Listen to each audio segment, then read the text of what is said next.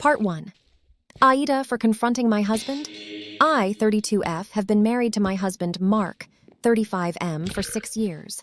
We've been together for almost a decade total, and up until recently, I would have told anyone who asked that we had one of those boringly stable marriages. No huge fights, no trust issues, no drama. Which is why what's been happening over the last 2 months has completely wrecked my peace of mind. It started small. Mark began staying late at work more often. At first it was once a week, then twice, then suddenly 3 or 4 nights a week. He works in project management, so deadlines aren't unusual, but the timing felt off. He'd come home exhausted, distracted, and immediately shower. Like, shoes barely off, straight to the bathroom. Then there was the phone thing. Mark has never been secretive with his phone. We know each other's passcodes, we'll casually grab each other's phones to Google something or change music. Lately, though, he keeps it face down. Always. If I walk into the room, he'll lock the screen even if he's just scrolling. I caught him once deleting messages and he nearly jumped out of his skin when he realized I was behind him. When I asked who he was texting, he said, "Just work stuff," way too quickly. I tried to tell myself I was being paranoid. But then came the credit card charge. I handle most of our household budgeting, and while reviewing our statement, I noticed a charge from a boutique hotel across town. Not a chain, not a conference center. A romantic little place that literally advertises perfect for couples. When I asked Mark about it, he went quiet for a second too long, and then said it was for a coworker's farewell lunch and he'd explain later. He never did. On top of that, he's been buying new clothes. Like actually trying. New shirts, cologne I've never smelled before, even grooming his beard differently. I joked once, trying to impress someone, and he laughed, but it was forced. Here's the thing that really pushed me over the edge, though. Last Friday, Mark told me he had a work dinner and wouldn't be home until late. Around 9:30 p.m., something in my gut just snapped. I don't know how else to describe it. I grabbed my keys and drove to the hotel from the credit card statement, and his car was there. I sat in my car shaking for 10 minutes. I didn't go inside. I didn't take pictures. I just drove home and cried until I felt physically sick. When he came home around midnight, I confronted him. I told him I knew about the hotel, the phone, the late nights, everything. I asked him point blank if he was cheating on me.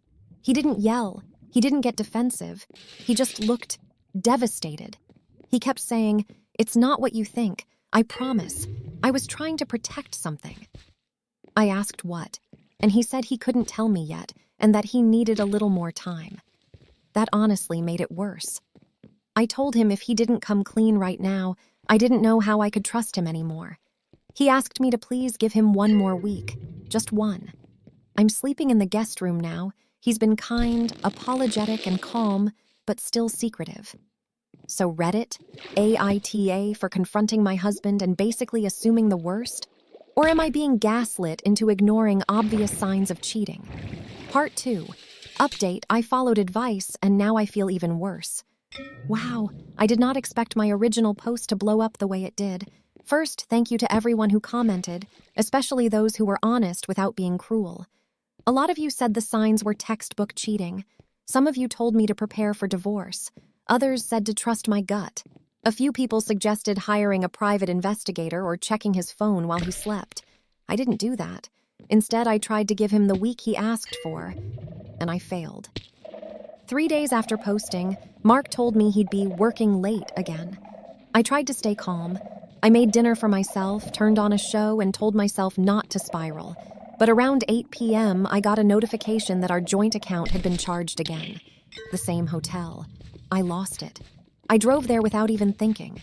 I walked into the lobby, heart pounding, and asked the front desk if my husband was staying there. The receptionist hesitated, then said she couldn't give out guest information. That was enough confirmation for me. I went back to my car and called Mark. When he answered, I was crying and shaking and demanded he come outside right now.